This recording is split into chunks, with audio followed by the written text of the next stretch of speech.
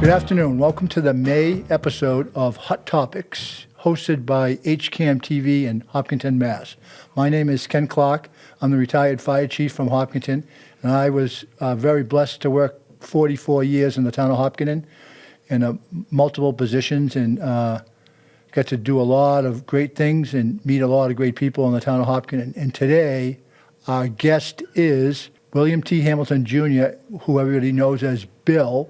Bill was one of the first 4 career firefighters in the town of Hopkinton, and I'm going to switch this over to Bill now and let him kind of give us his bio from the time that he came in 1963, and we can go from there. And Bill and I go way back. We worked together for 30 years, and one of the really, really interesting things about Bill, he always helped people. If you had a question, he always answered it in the right way, and he's been blessed to be retired for over 30 years. So right now I'm going to hand over to Bill. Bill, welcome to my show, and welcome to Hot Topics. Thank you, thank you, Kenny. Excuse me. I actually started working for the town when I was 14. I worked for Nelson McIntyre in the cemetery and cutting brush on the side of the road, whatever, until I went in the Navy in '59, and I got out in '62, and over the years I worked full-time for the water department a couple of years, and then part-time for the water department, and I came on the call department on the auxiliary in '63, and as Kenny said, I got appointed as one of the first 4 full-time firefighters, and after we got Chester Randall and I got appointed, and Dick Bartlett and Arthur Stewart. Arthur was the chief, and Dick was, the two of them had worked about 4 years before that. They all worked days. And then when Chester and I come on, we got out of firefighting school. We started covering the town 24 hours a day, and it has been covered 24 hours a day ever since then. The way it worked out, I actually worked the first scheduled night shift Hopkinton ever had. And Kenny was one of my probies. When during the years, there would usually be 2 or 3 kids in high school interested in the fire department. But when Kenny came along, there was about 12 of them. So I hadn't been on the department too long, and Arthur called me in the office one morning. He says, "I got a job for you. There's a bunch of kids here. I need you to train them all." So that was a trip. We did some pretty, we had a lot of great times together, and they became known as the Savages, and I was a leader of the Savages. So that went on for quite a few years, and Kenny and his brother Franny and his cousin Mike, Tommy McIntyre, all the guys that age, Jimmy Danahy, and they had a muster team, and they had the old Woodville fire engine. Arthur Stewart let them use that to go to musters, and it was a pretty neat time. A lot of the girlfriends were involved, and it was a really active time for the young people. And unfortunately, we don't have that anymore. So I was blessed to another little incident. There was no such thing as EMT then, and we didn't have an ambulance, and we had 1 fire and 1 police cruiser, 1 of each, and they were station wagons, and we used them for the ambulance. So I've been asked several times, well, how did you do CPR? Well, back then there was no such thing as CPR. And we got trained by Red Cross First Aid. So I complained to Arthur. I said, every 2 years I got to go sit in the same thing over and over. And one day he called me up to his office. It wasn't good to get called into Arthur's office. Something was happening. I know, a couple of times for me. I got called in, and he said, I got it fixed so you don't have to sit through those boring first aid classes anymore. I says, oh, great. He says, yeah, I signed you up tomorrow night. You go and start to Framingham and start to learn to be an instructor so you can teach the courses. So instead of having to sit through one course a year, I had taught all the firefighters, all the police officers, Girl Scout leaders, Boy Scout. It was like, instead of one time sitting through them, I had to teach them 6 times every 2 years. So, and then EMT came along, and before that, 4 of us became graduates of Harvard. We got sent to, before EMT came along, Chester and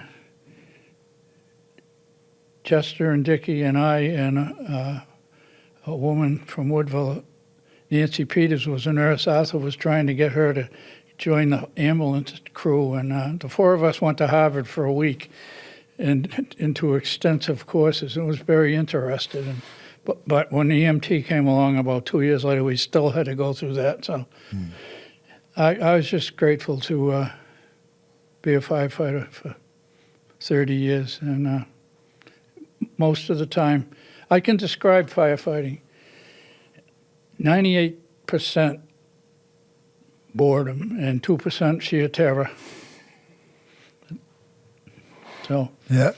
As soon as that phone rang, that old. yeah. And just listening to you talk brings back so many memories. And one of the things I had from on my questions list here is I can remember on the station wagon ambulances, they had the cots then that were folded in half, and you unfolded it and clicked the wheels down on the front, and the back had like little pegs that went down, Right. and the cars were set up. You would roll the back seat down, roll the stretcher in, and they had the little catches like a well that the Right. front wheels went in, Yeah. and someone would always have to go around to the door and make sure they were seated in there, and then when that was done, you could put the back 2 pegs in the holes that the pegs went into that were made into the car floor, Right. that was a fit afterwards, and that was like just a perfect fit for that type of stretcher.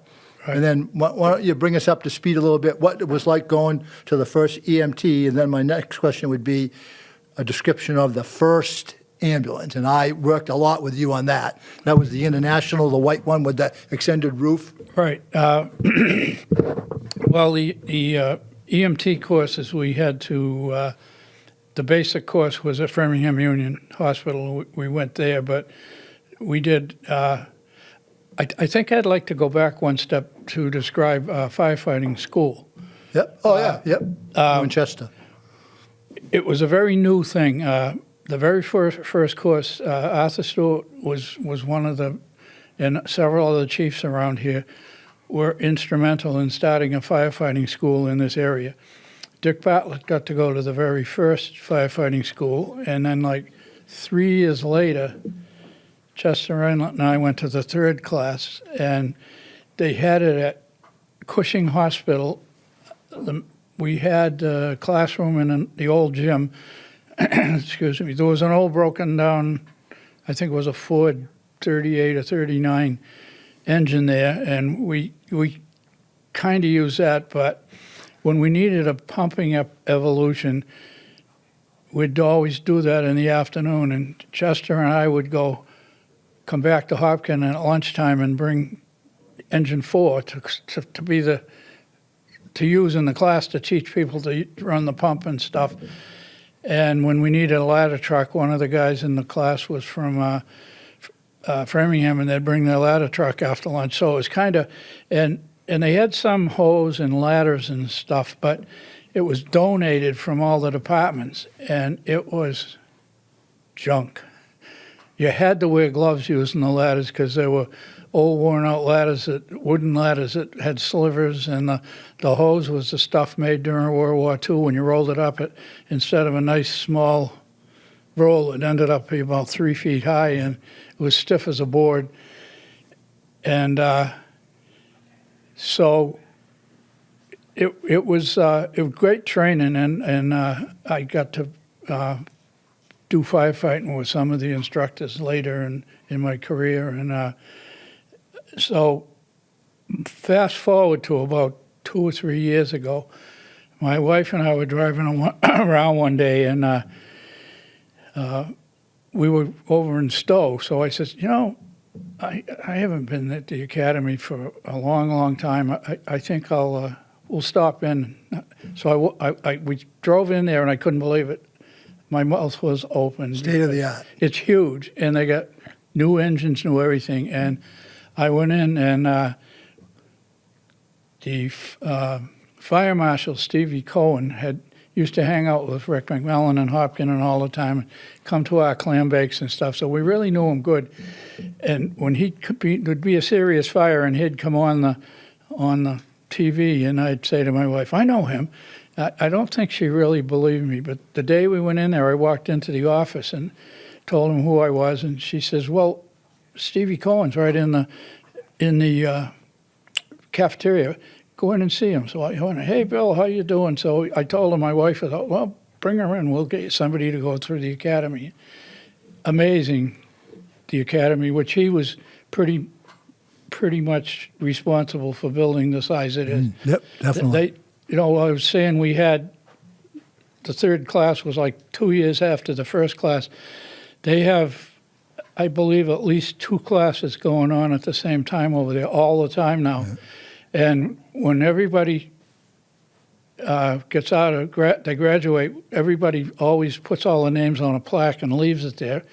So this woman that was showing us around, she showed us the hallway where all the plaques are. We went all the way back, and there is the third class plaque, and with Chester and my name on it. Chester was president, and I was vice president.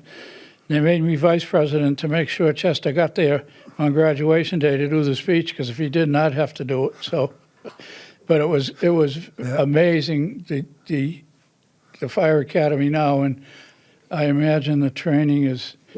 I mean, we were so far back that they had a life net that you open up and people jump into the life net, and that was part of our training. My favorite recertification course was Chief Barry from Marlboro did a thing about law and the EMT, and it was every time it was different. It was very interesting. Yeah. That, and we used to go to Liberty Mutual. They had this skid school down here in Hopkins, and we'd go down there every 2 years, and it was really fun. You'd get in the car and you'd drive about 40 miles an hour, and you'd whip the wheel and spin around, and it was really neat to have a couple guys that had never done it before in the back seat. Yeah. They'd turn white and everything, but those are my 2 favorite things to get hours every 2 years. So. But that EMT, when you started, was groundbreaking. There wasn't, right. That was like we had one of the first groups in the, you could tell by the numbers were low. Even my number was low. Yeah. And it was like, but you guys were in. Well, at the end of my career, when you go to a research courses, you had to put your name and your number down. And everyone the last couple of years had to say, "Okay, come and look at this number. Look at how low this guy is." And mine was even low. Mine was AO6901. Yeah. I still remember it. It's ingrained. It's like, and you guys were probably down in the. Some of us got to go to the second class because Arthur had the thought that if we'd gone to the Harvard thing, we didn't need to go. And the first bunch of guys went, and then he found out we had to go too. So we ended up in the second class. Yep. But that just changed the whole EMS system in the town of Hopkins, and we were able to put EMTs out on the street, which was a vast improvement. When you talked about the first aid before, I remember when you taught that, it was Red Cross advanced first aid we got. It was like the high-end first aid stuff, and it was like, and all that stuff is still the basics of whatever you do at whatever level. You know what I mean? A lot of the stuff on the bleeding and things like that. I'm coming up on 31 years retired, and it's gone that much further ahead. At the end of my career, the hospitals you'd get an ambulance call if it was anything other than a cut finger probably. You'd have, they'd come from the hospital, the paramedics would come from the hospital to assist you. And I'll never forget one call. We had an accident on Chestnut Street. A young lady took off a pole, and she was sitting in the car, and she said, I'm okay. And the paramedics came, and we did what you're supposed to do. We splintered her up, and And what you had to do after the person was in the ambulance, and the paramedics would go in the ambulance, and one of us would have to drive their Yep. vehicle back to the The- hospital, the and you had to intercept stay within about 100 yards of the vehicle to make their radio work. So I got to do that once. Yeah. And the end of that story is I was working on duty the end of the next week, and this lady came in with a young lady. The young lady had a halo traction splint, and she came in to thank us. She had a broken neck, Yeah. and she came in to thank us. There was So no loss of, I she- remember that. There was no she- loss of mobility. No, or- nothing. She was fine. Because, If we hadn't done that, who knows? She might have been Yeah. paralyzed from the neck down. So yeah, I remember you guys taught us, look at the mechanism of injury. Right. And if it drives it, when you take that full precaution for the patient, C-spine, Right. all that, yeah. and now, 30 years later, everybody's a paramedic, and we used to run with the police department. There was only one of us on duty, one firefighter. So the drill was we'd put the alarm out, wait for one guy to come in. If you could get two guys, you'd go off in the ambulance, and the police would meet you there. And when you went to the hospital, the police would drive the ambulance, and the firefighters would be in the back, unless there was a person that was under arrest. Then the police officer had to ride in the back. But many times, one of us would bring the police cruiser back to the station Yep, because yep, the only from the scene. officer. But I think that was a really positive thing for a lot of different reasons, especially the one that sticks in my mind is when you think of those guys at that time, police officers who were EMTs and our EMTs. We rode to the hospital with them, then we got cleaned up at the hospital, put everything back in service, and came back. We were able to interface with them, and I knew what Pat O'Brien's family was, Right, or right. Mike Hamilton's family, what they were doing, what they had been doing, and we had I think the relationships were closer than they may be now. Not that they're not now, but it was just a different relationship because we shared much more those Right. responses. And going back a step further, before we had full-time firefighters, Joe Pine was the chief, and he lived 2 houses up from the station. And originally, if you had a call, you'd call in, and the operator at the telephone company would blow the alarm.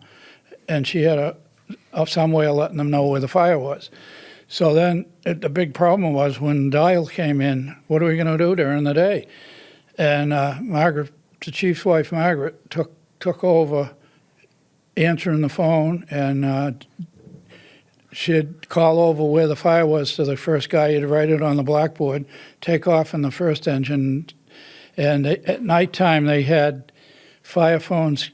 Kenny, Our family had one in our house. your yep. family had one. Dick Stewart up the Grove. Arthur. Did Red. And when there was a call, quite often when I'd be working at night at first, if it was like some kind of investigation, when the person got done telling what was going on, Arthur would stay on the phone and said, "Bill, I'll check it out." So I'd go down and get on the radio, and he'd call in, and he'd either call for somebody to come or Yep. say we're all set. I took Yeah. care of it. Yep. And the other thing about cooperation, way back then, before there was anybody on duty, Margaret had a list, and she would call the highway department. She'd just whoever answered the phone, she'd say, "House fire at 10 Main Street," and hang up. And she'd call the water station. Same thing. My father at the pumping station, Pines Pit. She had like 6 numbers. People that couldn't hear the siren blow, and that's how they got guys. And then Yeah. later on, when somebody in the town needed a project, like one time, the highway department got their first chipper, the chipping machine, and they needed a basket to blow the chips in the back of a dump truck. And Arthur was a welder, and he brought it up, and he cut all the things out. We were on duty. We put it together for the highway department, and we cooperated. We did stuff for each other, and there was a lot less people working. And when it snowed and we needed hydrants shoveled, we'd get some of the call guys that come in to get paid for Yep. going out with the 2 water department and the fire department pickup truck and shoveling, just manually shoveling the hydrants. And it was a total cooperation. And what you just said reminded me of another thing when you talk about working with the departments. I can remember, but prior to the water department having a K-12 saw, when they had to cut some ductile iron, they would bring it up here. Right. We would cut it and then bevel the edge so the rubber gasket right. would fit on there when Right. they put the pieces together in the ground for a water break or whatever they were doing. And we would do the cutting with our K-12 out of the rescue. Right. And, yeah, I can remember those days. I used to alternate summers. I worked for J.C. Parmenter a lot, and I worked for the water department. So I'd go to see who needed the help in the summer the most. And one summer, they had put new water main up Grove Street and down Hayden Row, and they had this tapping machine, and I was good on the tapping machine because I'm pretty good size, and I spent 2 summers tapping water services up and down the streets on my days off. Probably did more with the house I live in now. Yeah, I did. Yeah. But going back into the EMS, I can remember it was prior to my getting there, but it was early. It was pretty new with that first ambulance. They finally got away from they used the cruisers as like a backup, and then they got that first international, the white travel all. It wasn't all-wheel drive, which was surprising, but it was like stretched out and stretched out. Yeah, exactly. You couldn't. I think the only one that could stand up in that was Billy Lukey. Yeah, that's right. That was like it was hunched over. We got that, and Southborough was the same almost day. They got their first ambulance, and they had a Cadillac. Yeah, whatever. They both did the same job. Yeah, exactly. In fact, ours was a little better in the winter. Exactly, yeah. Yeah. They had those studded snow tires on it. I remember they used to sometimes would make a mark on the front ramp at the station. Yeah. It'd spin a little bit coming in during It was the it was really slippery out one day, and there was a new police officer, and he was trying to back the ambulance in the station. I says, let me do it, I'll do it. So I got in the ambulance and backed it up and promptly slid sideways, hit the side of the building. Yeah. But I remember that, but that bay at that time also was used for, that front bay was 2 vehicles, so it wasn't a straight back in. Right. It was like 2 things parked in one bay, so you had to kind of kitty corner it in and fit it in like a wedge. Yep. Yeah. Yep. Interesting times. And it was like, but that had that, talking about that, remembering that on the cot, on the side, on the passenger side, that had the holding so that you could put that stretcher that we talked about earlier in there, and if you had to, you could transport 2 personnel, Yeah, 2 people. Yeah. If you had the manpower to Pretty do it. tight, but you could. Yeah, it was tight, very. Then we transitioned to, I remember all the modular ambulances. We had the Ford E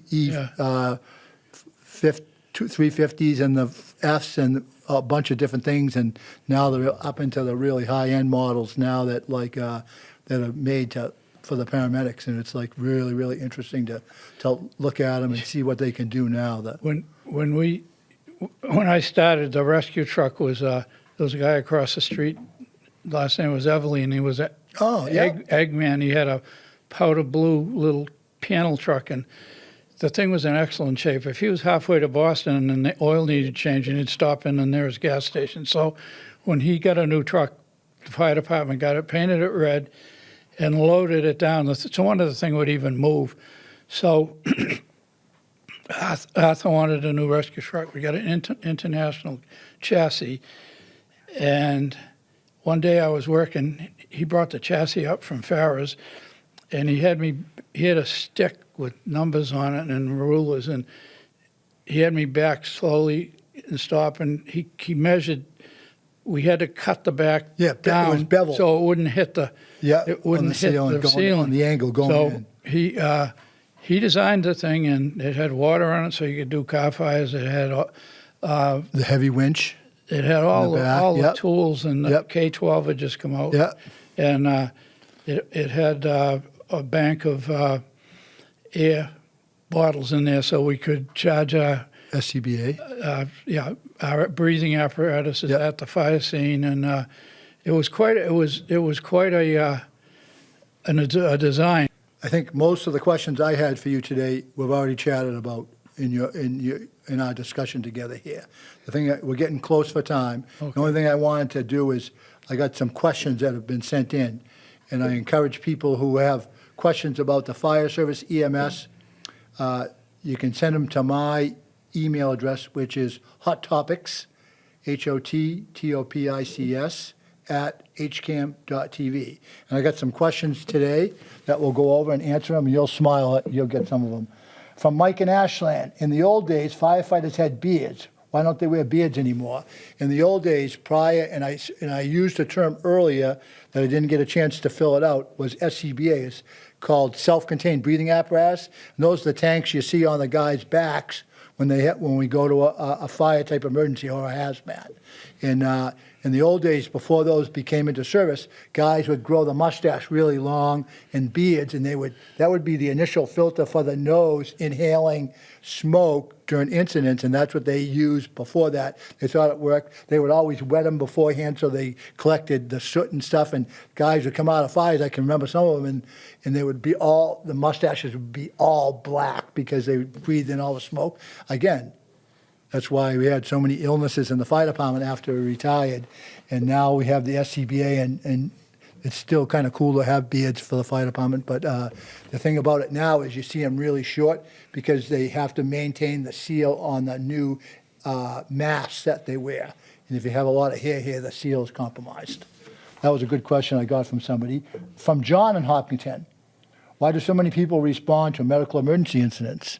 Like, I've had some people question me that since I retired as chief. And usually you see 4.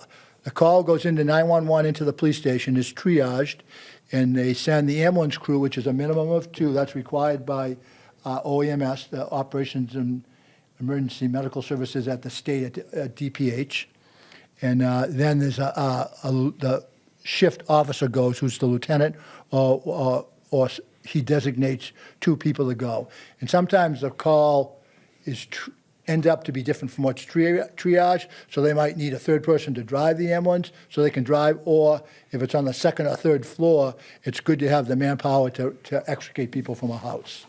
That's the end of our episode 3. I want to thank Bill so much for coming in. Him and I have been really, really close for years, and I was really close to a lot of members in his family, his first wife and his second wife, and then his kids. I know them all, and it's like thank you very much for coming to my show. It's an honor to be asked to do this. Yeah, you know what I mean. You have a lot to share, and I'd like to thank you all for watching our episode today, and I look forward to having you watch our other episodes of Hot Topics at HCAM.